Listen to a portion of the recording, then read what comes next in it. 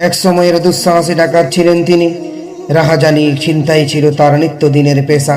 কিন্তু আল্লাহর পক্ষ থেকে পাওয়া হেদায়েত তাকেও নিয়ে আসে ইসলামের পথে, একত্ববাদের পথে।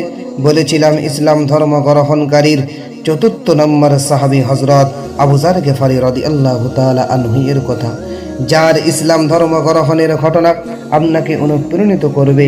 তিনি ছিলেন গিফারী গোত্রের অধিবাসী। মক্কার সাথে বাইরের জগতের সংযোগ ঘটিয়েছে সে। সেখানে ছিল এই গোত্রের বসবাস। তাদের অন্যতম পেশা ছিল ডাকাতি করা।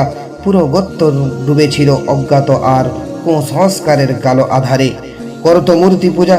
ছোটবেলা থেকে অসীম সাহসী ও প্রখর বুদ্ধিমত্তারা ছিল আবু যর গিফারী রাদিয়াল্লাহু তাআলা আনহু এর।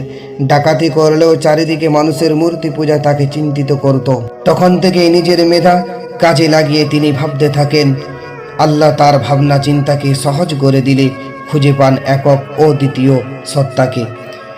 তখন নিজের ভুল পেশা ছেড়ে দেন এবং নবী পাক সাল্লাল্লাহু আলাইহি ওয়াসাল্লাম থেকে ইসলাম গ্রহণেরও 3 বছর আগে থেকে নামাজ পড়তেন নিজের মতো করে।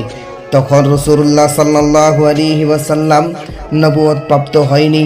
তাই বলা হয়ে থাকে আবু যর গিফারী জাহিলি যুগেও একত্ববাদী ছিলেন। পরবর্তী সময়ে রাসূলুল্লাহ সাল্লাল্লাহু আলাইহি ওয়াসাল্লামের সংবাদ পেয়ে ছুটে যান তার কাছে এবং গ্রহণ করে ইসলাম। ফিরে আসেন অন্ধকার থেকে চিরস্থায়ী আলোর পথে।